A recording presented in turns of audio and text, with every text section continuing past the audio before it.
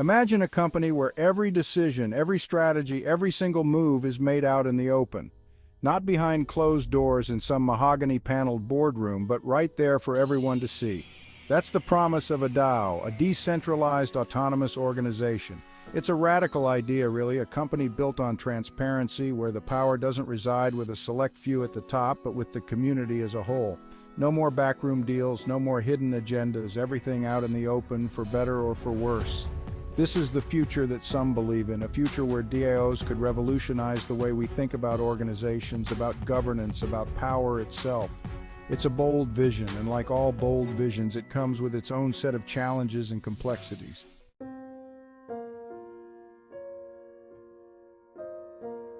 The traditional model of a company is hierarchical. There's a clear chain of command from the CEO down to the interns. Information flows up and decisions flow down. It's a system that's been around for centuries, but it's a system that many believe is outdated, inefficient, and frankly unfair. DAOs offer an alternative, a flatter, more democratic way of organizing. Decisions are made collectively through voting mechanisms. Everyone has a voice, at least in theory. This decentralized approach has the potential to be more agile, more responsive, more resilient. It's a system that's built for the digital age, where information flows freely and borders are increasingly meaningless. But it's also a system that's still in its infancy, still finding its feet.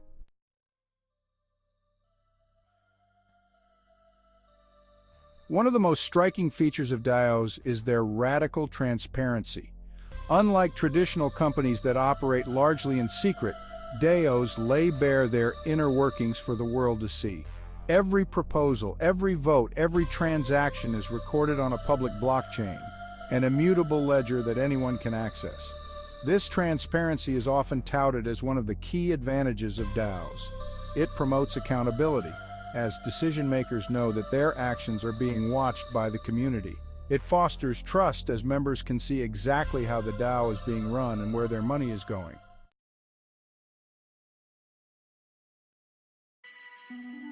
Imagine a traditional company publishing its entire strategy document online, complete with financial projections and product roadmaps. It would be unthinkable, right? But that's essentially what DAOs do, albeit in a more decentralized and distributed way. This level of openness can be daunting even for the most well-intentioned DAOs. It requires a shift in mindset, a willingness to embrace transparency not just as a buzzword, but as a core operating principle. It also requires careful consideration of what information should be shared publicly and what information should be kept confidential. Despite the challenges, the potential benefits of transparency are hard to ignore. In a world where trust is increasingly scarce, DAOs offer a refreshing alternative. A system where honesty and accountability are not just aspirational values, but baked into the very fabric of the organization.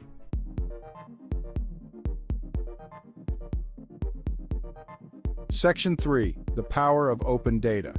The transparency of DAOs goes beyond just governance and decision-making. It extends to the data that DAOs generate and collect. Because most DAO activity takes place on public blockchains, this data is readily available to anyone who knows how to access it. This open data ecosystem has profound implications for analysts, researchers, and anyone interested in understanding the inner workings of DAOs. It allows for unprecedented levels of analysis and scrutiny, enabling stakeholders to track everything from voting patterns to financial flows. This data-driven approach can help to identify trends, spot potential problems, and make more informed decisions.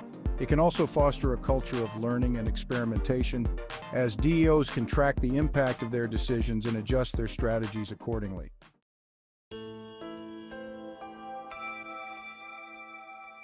Now let's talk about the elephant in the room, or maybe it's more like a unicorn in a server room. Because while DAOs are often lauded for their decentralization, the reality is often more nuanced. Decentralization isn't an on-off switch, it's more like a spectrum with varying degrees of autonomy and community control. Some DAOs are highly decentralized, with decision-making power widely distributed among token holders. Others, however, retain a significant degree of centralization, with key decisions still made by a small group of insiders. This partial decentralization can stem from various factors, including the complexity of the DAO's operations, the technical expertise required for decision-making, and even the lingering influence of traditional power structures. It's important to remember that DAOs are still in their early stages of development, and the journey towards true decentralization is likely to be a gradual one. Take Uniswap, a decentralized exchange often seen as a DeFi poster child. When Uniswap expanded to a new blockchain, the community felt caught off guard. DAO delegates complained they were left out of the loop. Similarly, Optimism, a Layer 2 scaling solution for Ethereum, faced scrutiny over its governance. Control remains with the Optimism Foundation, raising questions about decentralization. These examples show the tension between decentralization ideals and practical realities. One of the most common points of centralization in DAOs is the use of multi-signature wallets, or multi-sig wallets for short. These wallets require multiple parties to approve any transaction, enhancing security and preventing rogue actors from absconding with funds. However, multi-sig wallets can also introduce centralization, especially if the signatories are closely affiliated. Imagine a DAO treasury controlled by a multi-sig wallet that requires 3 out of 5 signatures for any transaction. But what if those 5 signatories are all employees of the same company or close friends? Suddenly, the supposed decentralization of the DAO starts to look a bit shaky. This isn't to say that multi-sig wallets are inherently bad. They serve a valuable purpose in securing DAO funds and preventing malicious activity.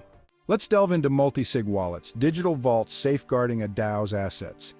Imagine trusted individuals, each holding a puzzle piece. Only when they combine their digital signatures can the vault be unlocked. This mechanism prevents a single point of failure. If one key is lost, funds remain protected. It's a system fostering trust and security in a decentralized world. The selection of key holders is paramount.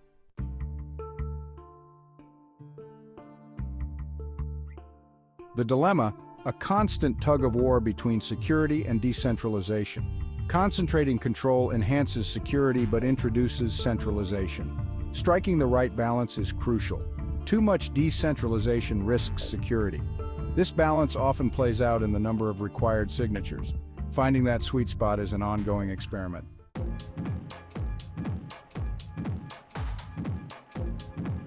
As the DAO ecosystem matures, we're witnessing innovative solutions emerge, attempting to address this control mechanism conundrum. One such approach involves distributing key management among a larger, rotating group of participants. Imagine a decentralized network of validators, each responsible for a fraction of the key shares. Another approach explores the use of smart contracts themselves to govern access to funds. These time-locked contracts could automatically release funds based on predetermined conditions or after a specific time frame, reducing the need for constant human intervention. These advancements, while still in their early stages, show promise in mitigating the risks of centralization without sacrificing security. The goal is to create systems that are both resilient and responsive, where control is distributed, yet decisions can be made swiftly and effectively when needed.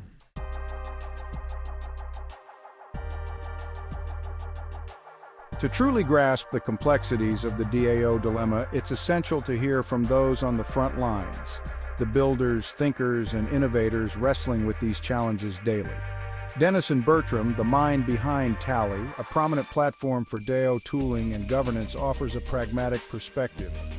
Bertram acknowledges the shortcomings of current DAO structures, conceding that the road to true decentralization is paved with good intentions and ongoing refinements. He argues that while complete decentralization remains an aspirational goal, even partial transparency represents a significant leap forward from the opaque world of traditional organizations. We're still in the early innings, Bertram emphasizes, drawing parallels to the early days of the internet. Remember when websites were clunky and e-commerce seemed risky? We've come a long way since then, and DAOs will too.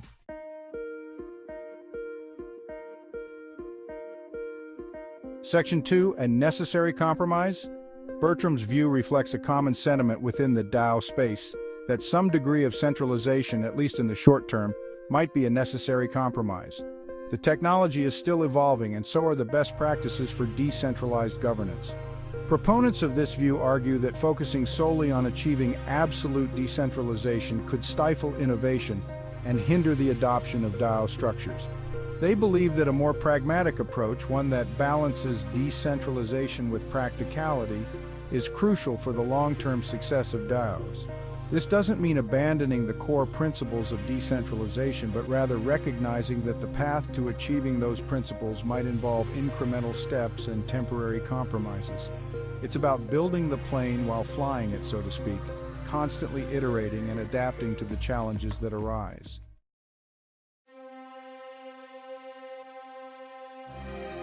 Section 3. The Elon Musk analogy. To illustrate the potential pitfalls of centralized control, Bertram points to the cautionary tale of Elon Musk's acquisition of Twitter, now rebranded as X.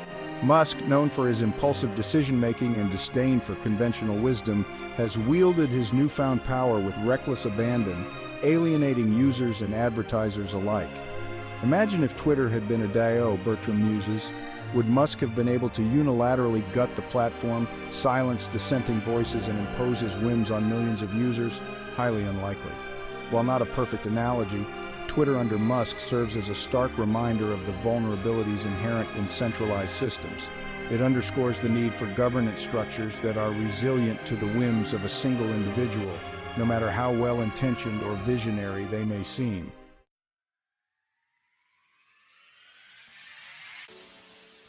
Section 1. The underrated virtue. Amidst all the talk of multi-sig wallets, token voting mechanisms, and the nuances of on-chain governance, it's easy to lose sight of the bigger picture.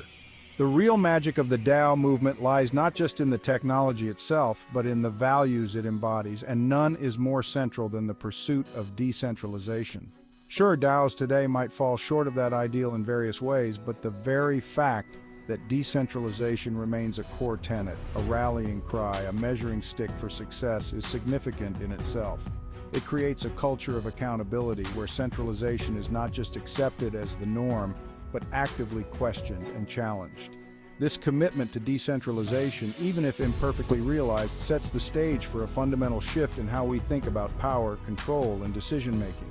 It represents a rejection of the top-down hierarchical structures that have dominated human organizations for centuries in favor of a more distributed participatory model.